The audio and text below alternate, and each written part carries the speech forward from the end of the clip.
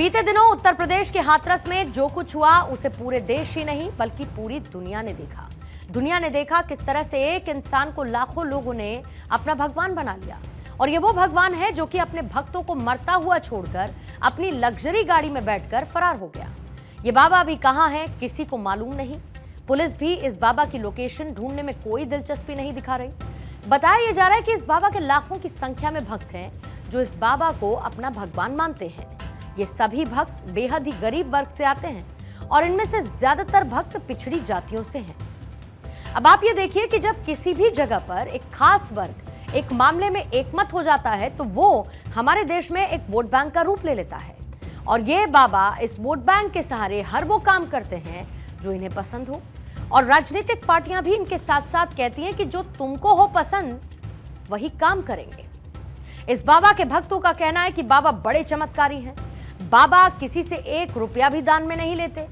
लेकिन हाथरस में हुई घटना के बाद जो तस्वीरें आई वो एक अलग ही कहानी को बयां करती हैं। ये इस बाबा का मैनपुरी वाला आश्रम है। इस तस्वीर को आप गौर से देखिए और ये सोचिए कि ये महलनुमा घर बाबा ने किसके पैसों से बनवाया होगा। इस बाबा के ज्यादातर भक्त गरीब तबके से आते हैं जिनके घर पर शायद मूलभूत सुविधाएं भी ना हो। लेकिन उन्हीं भक्तों के सहारे इस बाबा के हर एक आश्रम में हर एक कमरे में एसी लगा है, महंगे टीवी लगे हैं, महंगे टाइल्स लगे हुए हैं।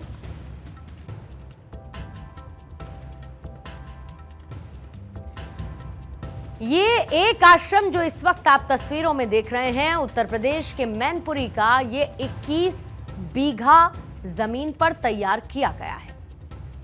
दरअसल भोले बाबा का उत्तर प्रदेश के कासगंज, मैनपुरी, आगरा, कानपुर और मध्य प्रदेश के ग्वालियर में बड़े बड़े आश्रम हैं। इनकी चल अचल संपत्ति 100 करोड़ से ज्यादा की है।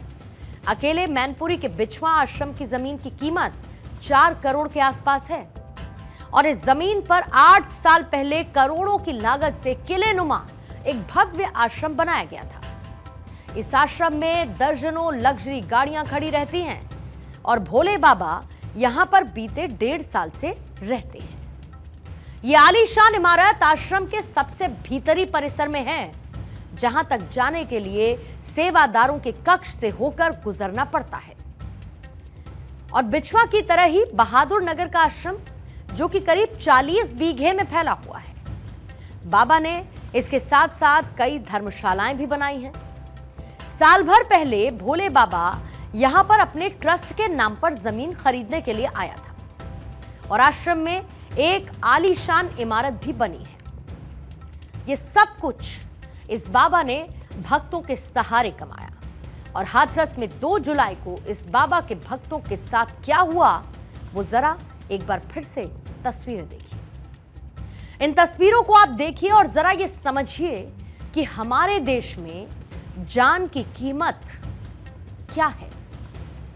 ये सभी लोग जिनकी लाशें आपको स्क्रीन पर तितर बितर पड़ी हुई नजर आ रही हैं, ये सभी लोग बेहद ही गरीब तबके से आते हैं।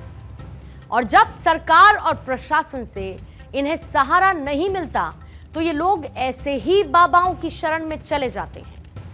ये लोग मासूम हैं। जब इन्हें कहीं मदद नहीं मिलती तब इन लोगों को लगता है कि ये बाबा ही इनकी आखिरी उम्मीद है।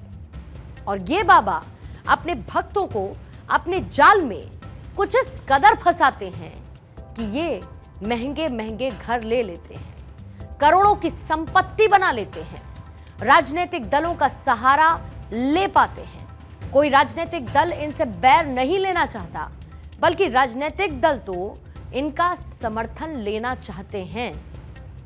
बड़े बड़े नेता इनके मंच पर पहुंचते हैं, बाकायदा इनके जयकारे लगाते हैं और उन्हें इन बाबाओं का आशीर्वाद नहीं चाहिए। उन्हें तो इन जैसे बाबाओं का वोट बैंक चाहिए। महादेशी के संपूर्ण ब्रह्मांड में सदा सदा के लिए जय जयकार हो।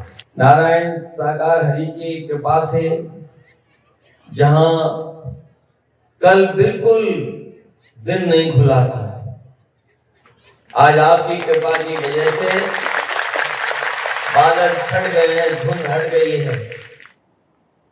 ये बाबा अपने भक्तों को अपनी प्रजा बना लेते हैं और खुद इस प्रजा के राजा बन जाते हैं। जब इनकी प्रजा अपने राजा को किसी नेता के साथ खड़ा देखती है तो ये सोचती है कि वो नेता उनके राजा के साथ है और यही ये नेता चाहते भी हैं। इसी वजह से कोई सरकार या फिर कोई नेता इन जैसे बाबाओं को छूना नहीं चाहता। जब इन जैसे बाबाओं के पाप का घड़ा भर जाता है तब ये लोग खुद को बचाने के लिए अपनी प्रजा को मरने के लिए छोड़ देते हैं। आपको जरा दो तस्वीरें याद दिलाती हूं। एक तस्वीर है साल 2017 की, जब बाबा गुरमीत राम रहीम को अदालत ने बलात्कार के मामले में दोषी करार दिया था। हरियाणा में इस बाबा के भक्तों ने दंगे शुरू कर दिए थे और इस दंगे में 34 लोगों की जान चली गई थी। और जो पहली तस्वीर आपको नजर आ रही है साल 2014 की है, जब हरियाणा पुलिस बाबा रामपाल को गिरफ्तार करने पहुंची तब उसके समर्थकों ने पुलिस पर पत्थर चलाने शुरू कर दिए। हथियार लेकर पुलिस के सामने तक ये खड़े हो गए थे। आप ये देखिए कि यहां पर एक बात बहुत स्पष्ट रूप से है कि हर बाबा एक जैसा नहीं होता। हमारे देश में बड़े बड़े संत महात्मा पैदा हुए, बड़े बड़े संतों को सिद्धि हासिल हुई, लेकिन उन्हीं महान संतों को कॉपी कर ऐसे बाबा मासूम और गरीब लोगों को बहकाते हैं और ये शर्म की बात है। ये हर धर्म में होता है। ऐसे नकली बाबा आपको हर धर्म में देखने को मिलेंगे। आपको हरीलाल चटनी से बुखार ठीक करने वाले बाबा भी मिलेंगे तो पैरों से लात मांगकर किसी महिला की किसी समस्या को ठीक करने वाले तांत्रिक भी मिलेंगे। इसके साथ आपको ऐसे पादरी भी मिलेंगे जो सिर्फ गर्दन को छूने से किसी गूंगे व्यक्ति की आवाज को वापस ला देते हैं। इन सभी बाबाओं की मॉडस ऑपरेंडी अमूमन एक जैसी होती है और ये बड़ा ही आसान होता है कि इन बाबाओं के भक्तों को अपने एसी रूम में बैठकर मूर्ख बता देना। आप सोचिए कि जो परिवार हमेशा मूलभूत सुविधाओं से दूर रहा हो, जिन्हें शिक्षा का लाभ कभी मिला ही नहीं, जिनकी सरकार तो छोड़िए लोकल थाने का एक सिपाही भी ना सुनता हो, समाज में वो उस वर्ग का हिस्सा बन गए जिनकी कोई सुनने के लिए राजी नहीं। गरीबी उनके लिए एक बीमारी की तरह है। तब ऐसे में वो कहां पर जाएंगे, किसको अपनी परेशानी बताएंगे? आप खुद सोच कर देखिए, आपको इसका जवाब स्वयं मिल जाएगा। इसीलिए समस्या इन भोले भाले लोगों में नहीं है, बल्कि समस्या इन जैसे नकली बाबाओं में है। इन ढोंगी बाबाओं के सिस्टम के समय से पहले अगर इनको नहीं रोका गया तो गरीब लोगों की भावनाओं के साथ ये खिलवाड़ ऐसे ही जारी रहेगा, जो कि मानवतावादी समाज में एक सबसे क्रूर अपराध होगा।